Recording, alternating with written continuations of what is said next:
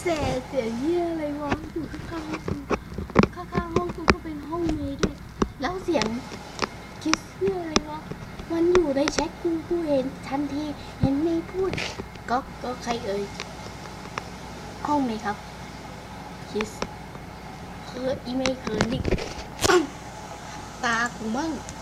ตอนนั้นมึงสาดน้ำใส่กูจำได้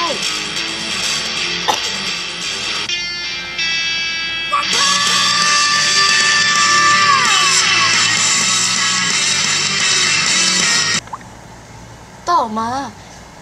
เมย์กูขอโทษเด้อกูเผลอต่อยห้องมึงเมื่อคืนอ่ะเมื่อตอนตี 2อ่ะกูเป็นอะไรฟ้าวัตเตอร์ฟ้าไอ้น้ำมึงต่อยห้องกูใช่ไหมกูจะขัดตอนนั้นมึงเอาก็เลยไปคนสาดน้ำใส่เราก่อนเราก็อยากเอาคืนอ่ะ